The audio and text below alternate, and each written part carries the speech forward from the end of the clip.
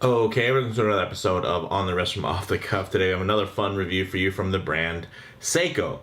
They were founded back in 1881. They're Japanese in origin, but now have factories throughout Asia. They cover all market segments from entry level to very high end.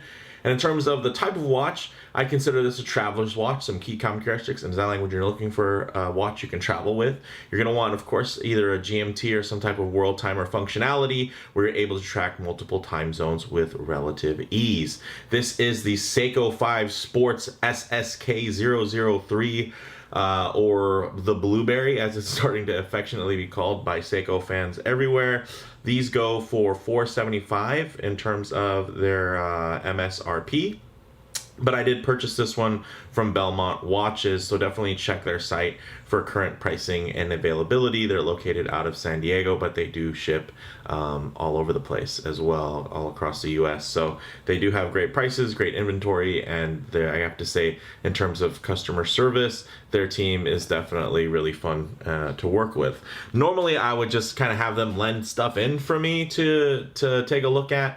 But honestly, this one I wanted to purchase just because it was pretty compelling. And I do want to eventually compare it to my also newly purchased Grand Seiko GMT watch. And then also kind of give you guys some, eventually put out a tutorial showing kind of the difference between a collar style GMT or a traveler's style GMT, which this, both of those movements would be able to cover pretty nicely. Also, you guys know that I'm a huge SKX fanatic. I have a ton of Seiko mod videos on the channel. And yeah, I didn't see myself getting another SKX after kind of having the perfect SKXs made. But I have to say, this new complication plus the updates in terms of the bracelet and everything is very compelling, and it definitely did want me to take a look, or did convince me to want to take a look. So I'm happy to do that with you guys and share my thoughts. So with all that said, let's go ahead, zoom the camera out, get this piece in hand, and take a closer look. All right, guys. So as you can see, definitely a pretty standard SKX affair. And for those of you who are watching this thinking, what the heck is an SKX? It's just a very popular dive watch, probably for the last 20 years or so. And it's very much ingrained within kind of Seiko's heritage. It was popular for so long that it kind of became a cult classic. It was at times kind of within that Seiko 5 line. Like, it wouldn't say Seiko 5 on the dial, but oftentimes when you would buy one, it would actually have Seiko 5 on the hang tag. So this isn't too out of the ordinary to see this type of style watch within the Seiko 5 line. Some big things that are different, though, is that this is not an ISO certified diver. This only has 100 meters of water resistance, which technically is plenty, but without a screw down crown, you can't ensure that you're gonna have that watertight safety because you can't secure the crown. I will say this crown, because of the way that it's employed, actually would probably be pretty tough to accidentally pull out. So this is definitely the kind of watch you can submerge and this and that and all that jazz. And from Seiko, I can't say for every watch that's marked as to have 100 meters of water resistance, but from a Seiko, I know that the seals and everything are going to hold up fine. But for me, this is more of a travel watch. Now, in terms of the case size, it's 42.5. It does have, of course, kind of an odd shaped case. For some of you, you're thinking 42.5 seems really big. It's not really that large, because if you look at it, see how it's rounded off and it has this great undercut there. So because of that, it actually wears much smaller and it's a lot more manageable. Let me give it a couple of quick wipes off camera here. And it also, another nice feature is that they also added these great drilled lugs, which wasn't in, the diver version. If you were looking at, like, let's say the SKX 007 or the 009. And I will say that the execution on this bezel insert is really, really cool. It reminds me a lot of their Grand Seiko models that do employ a similar layout, except they'll use a sapphire here. I'm sure they're using hardlex because they're using hardlex on the main crystal. But before I get too far into that, 13.8 millimeter height, not including the Cyclops. So it will be a little thicker if you want to count all the way to the top of the Cyclops, but I don't think the Cyclops adds any thickness on the wrist, so I'm not going to worry about that measurement. And then in terms of lug to lug, it's 45.6 millimeters lug to lug. And then of course everything is brushed and polished and looks really, really nice. You do get that flat Hardlex mineral there with a nice date magnifier. It doesn't magnify the date to any crazy extent. Oh, little dusty. Come on, dust. So it doesn't give you any type of next level magnification or anything like that. I think the magnification could honestly be a little bit better, but it does the job, because as you can see, if you were to peek underneath, that's how the size it would render. Does it require a magnifier? No, but does it help? Yes, and it also gives you a point of focus, and also adds to the whole aesthetic, right? When we think about Jubilee bracelet, we think about GMT bezel. Even this particular colorway, in a lot of ways, is very reminiscent of the Rolex GMT Master 2. So of course, this is going to be, something where, yes, there's a lot of Seiko DNA infused in here, but in terms of the casual onlooker, there's definitely going to be some, design language that you're going to be able to look at a glance. And maybe if you're even not a watch, don't kind of understand what type of watch this is. And then even if you're looking at it from the perspective of, hey, this is just kind of a cheaper alternative or a beater watch, especially, within today's climate of people worried about luxury goods, being kind of stolen from your person, then this is something you could lose quite a few of these and replace them, instead of buying, one that's a lot more expensive that you got to worry about. Not to say that that's a huge factor for most people, but it could be for you. So, hey, why not mention it? Now, in terms of the bezel, another difference here is that it's a friction fit, so there's no clicking.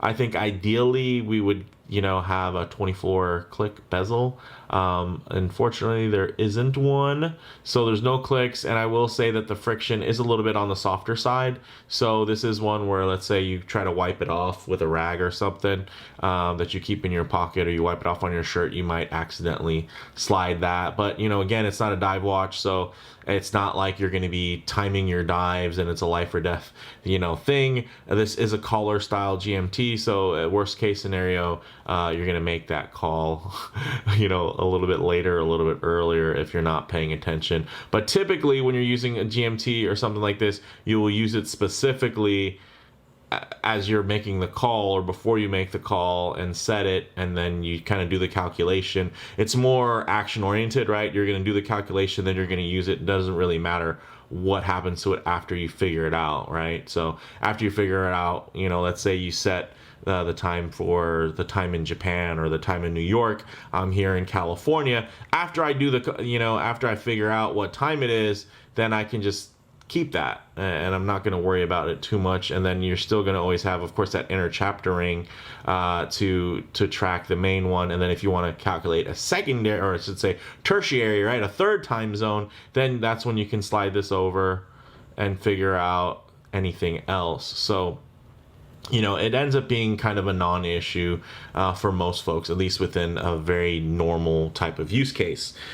The crown, so since it's not screw down, that means it's a push-pull crown. It works fine. I will say that without having that additional length in terms of the stem, because you're not screwing it down, it can be a little bit finicky, because these crown guards do a great job of guarding the crown, sometimes guarding them from your hand. So instead of coming out one position to wind it, you're going to now wind it here. So you're going to have to kind of get used to using your index to roll, and then kind of rolling over with the thumb right there. And then when it comes to setting, again, it can be a little bit finicky. Trying to get underneath is what I kind of the way I address it. I'll come from the underside and pop the crown out, and then articulate. So getting all the hacking and everything perfect can be a little bit more challenging. Of course, the original case with these crown guards was a non-hacking movement back in the original SKX, so it was probably less of an issue. So it's kind of an understandable oversight for me anyway. I think it's completely livable, and of course, you still get to extend the lifetime of this outstanding case profile, and and that design DNA lives on, so I think it's worth the trade-off. Now, in terms of the case back, very cool new feature. You're getting a display case back, which wasn't the case with the old, of course, the old ISO certified diver. Not that Seiko couldn't get a display case back on a watch that could go 200 meters, but it just didn't. Here you do get it. Not that it's the most fancy movement to see, but I will say that for the most part, collectors do enjoy seeing what makes their watch go. I mean, it's kind of the charm of having a mechanical wristwatch is a huge part of it. And yeah, there's some jaded collectors that are out there that are like, hey, if it's not, hot horology, I don't need to see it. Well, guess what? Those guys aren't buying this watch. So not too worried about their, their delicate feelings about that. So in terms of the dial, you do get raised indices, and you can see that they're nicely polished and loomed. I will say that the loom is nice and strong and well applied very evenly here, as opposed to a printed dial, again, from the original old school SKX. You do get this nice sunray blue dial with the date at the 3 o'clock with a white date wheel, which is nice for contrast. And of course, since you're already having a magnifier on it, I don't mind the fact that it sticks out. I'd say without the magnifier, I'd probably prefer to have it, the date window framed. And then if it was going to be framed by metallic surrounds, then I would probably like it with the white disc. If it was framed by just, let's say, a line that went all the way around the border and it was white, I think it would be cool to do maybe a black date disc or a blue date disc with white font, just for it to, or silver font, just to tie into this beautiful dial here. But that's really getting down into the weeds. And then of course, water resistance, 10 bar or 100 meters or 330 feet. You do have 22 millimeter lugs that are drilled nicely. You're getting solid links and end links with push pin connectors. It tapers from 22 millimeters down to about 17 and a half. And then you're getting a 20 millimeter push button folding clasp with some nice manual micro adjusts, so you can really dial it in. I personally like to have as much extra bracelet in here as possible in terms of linkage, and then that way if it gets hot or whatever, wrist gets swollen, I can just release these by getting a little push pin thing and then extending, giving myself a little bit more time. But with that said, let's actually get this piece on the wrist and see how it wears. All right, as you can see on my about 7 1/4 to 7.5 inch wrist, I think it wears really, really beautifully, especially when you do have a little bit of distance away from the lens, so there's no distortion. Of course, if I get up really close here, there's gonna be a little bit of lens play there that's gonna make this seem a little bit bigger. So like if you're taking a wrist shot or something, it's gonna appear a little bit larger and less centered on the wrist, and it's gonna feel like it's draping a little bit harder. But I should say higher. But you can see there, nice organic shape, guys. Those beautiful undercuts with that high polish. It's just going to reflect your skin tone. So for the most part, that helps the watch visually melt away, and then also just physically melt a bit because you are getting a smaller diameter in terms of the contact patch on the top of your wrist. So really nice, really beautiful taper. And in terms of the quality of the bracelet, it is head and shoulders above the old hollow end link and mid link options of the past. So really nice. Funny enough, I heard some people kind of complain that the bracelet was too nice. They were like, this bracelet's too close to Pro specs. For a Seiko 5, it should be worse. And I'm just like, typical Seiko fans, just never happy with good things. So I'm happy that Seiko said, hey, instead of us just charging you more money for the movement, let's actually try to add a little bit of value and get you a nicer bracelet than your typical Seiko 5KX or the Dress KX, which is going to be a slightly downsized bezel-less model in this similar shape profile. Will actually have a more hollow kind of jangly affair because it's a cheaper watch. You can normally get within the kind of $200 to $300 range. So here that's going to be closer to just under $500. This is something, I think it's nice that they provided actually a really nice bracelet, especially considering the fact that they know that if they wanted to, they could just rely on the fact that there's tons of aftermarket support. There are a lot of brands that make great bracelets for these watches. You know, I'd say in terms of aftermarket support, the Seiko SKX line is kind of the iPhone, where, hey, you know, there's a million cases, and if you make a phone case, you probably make it for the iPhone. If you make an aftermarket bracelet, it's probably for the Seiko SKX. So they're well supported, and in terms of parts, I know that there are some that will carry over, some that won't. But I think really Seiko's main approach here was to not, you know, where you're not really needing a lot of aftermarket support. You can just buy this, wear it, and have a great time, which I can appreciate. You know, that they just, hey, let's put a little bit of extra effort in there. And again, you got to remember what this watch is for it, what it is. It's not an SKX successor. They brought back the turtle. So the turtle reissue was what was in before the SKX was popular. So that case shape that evolved all the way down from the 6105, you know, the Captain Willard evolved into the turtle, right? And then the turtle evolved into the SKX, and then they reissued the turtle. So that is that watch. It fills that space, and those watches are continuing to get more and more improvements to include very nice sapphire crystals and even ceramic inserts depending on the model. So you don't really need to jazz these ones up. You get to keep this as more of an entry-level watch for those entry-level folks who've loved this for so long. Yes, the price of entry level has changed dramatically, but also the feature set has changed dramatically. Now you're getting a much better product, honestly, for the fact that it's just not a dive watch. Every other way it's improved. You're getting drilled lugs, you're getting a more solid bracelet, you're getting more features within this watch, and you're getting raised indices. I wouldn't call them applied. I'm pretty sure they're just stamped out, but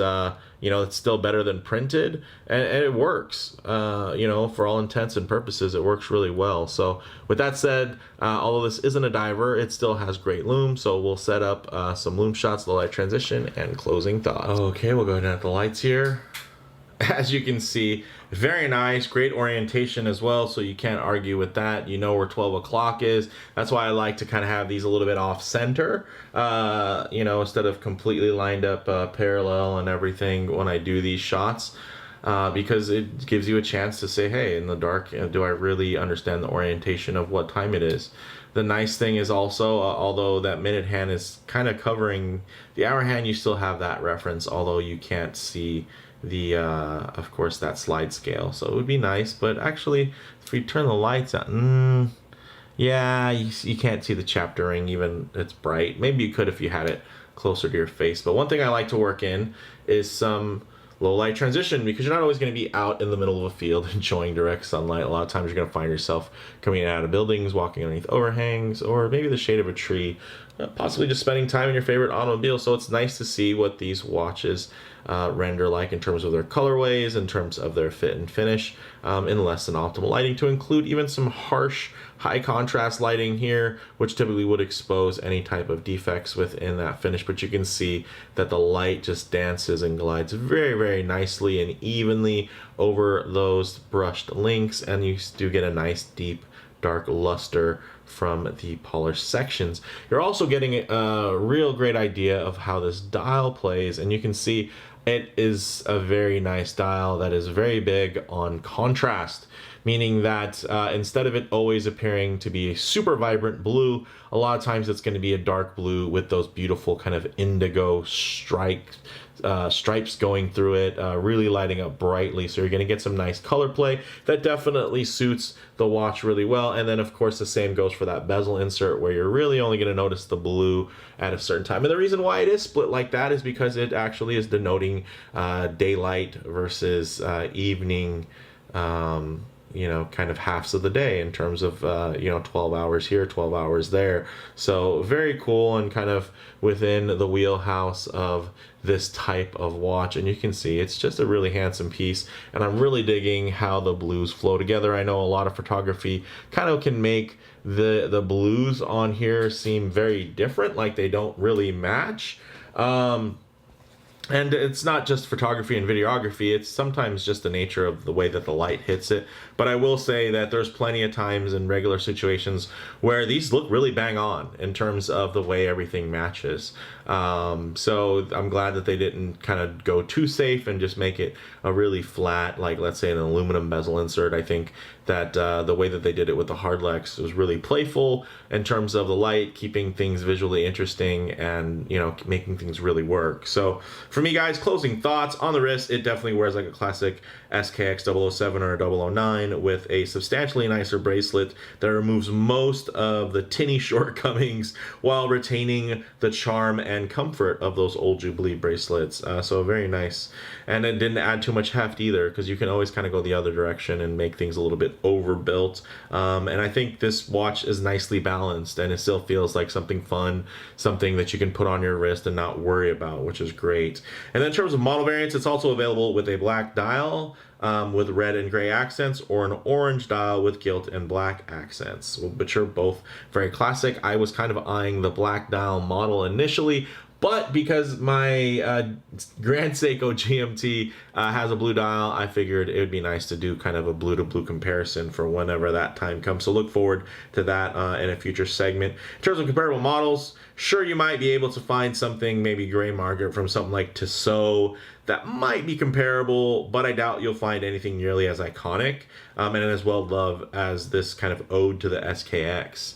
Again, yes, like if you go and look through, if you go on Joma Shop and you look up, you know, the you know, cheapest Swiss GMT, like there's a watch I'm sure that exists that could be cheaper than $500, cheaper than $475, right? Probably not for retail, but you'll find it, and yes, it'll probably have sapphire, and it'll have a higher beat rate, but it'll still be a collar style GMT. And yeah, again, it will be in some case silhouette that is not recognizable, and I will, you know, I would say probably right now without even seeing it, it's probably unattractive. This is something else, right?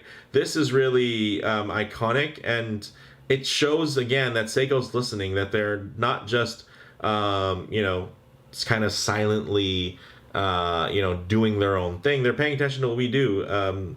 I think you can see that the hardcore SKX kind of Seiko mod community, I think this is really targeted towards them, you know, with me being a part of that. I mean, I've spent a lot of money on having SKXs modded and other Seikos too.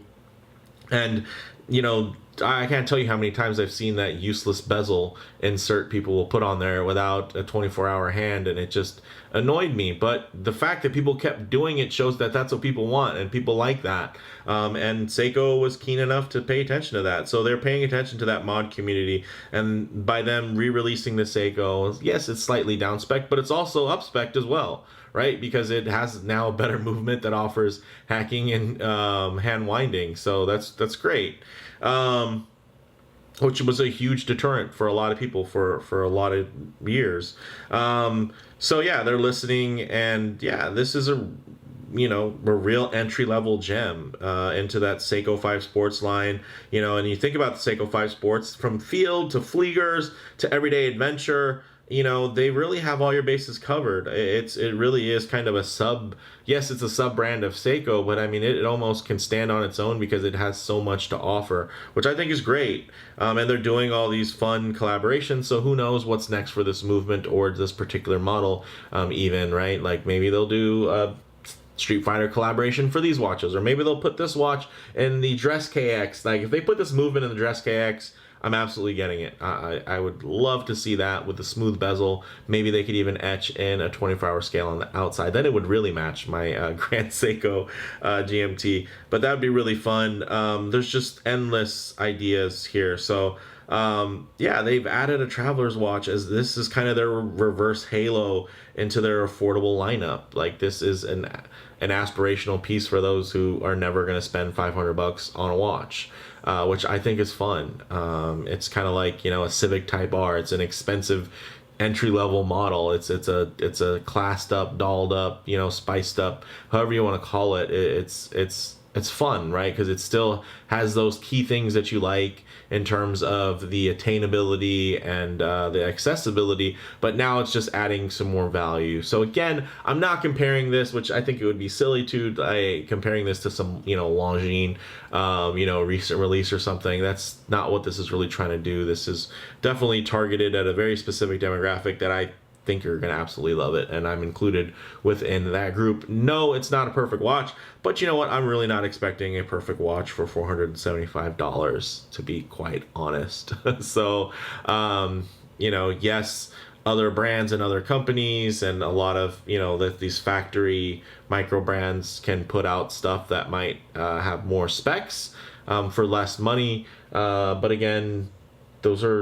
that's a factory brand, right? Like, they don't have to pay their people. They don't have to have a huge team. They don't have to have designers. They don't have to have lawyers. They don't have to have advertisers. They don't have to have designers and craftsmen, right? They don't have to keep Grand Seiko open. So it's one of those things, or Credo, or advanced new movement technologies. So, why not? It's one of those things which I always found kind of funny. This is a kind of closing thought for you guys to think about, is the cool thing, I think, about Rolex is, as much as there is, it's a very divisive thing, is Rolex fans want Rolex to be successful, right? Like, people who collect Rolex are happy when Rolex is worth more, because it means the stuff that they have is that much more special, and they support the brand, and they're like, oh yeah, the guy who makes my watch should make more money because it's a great watch.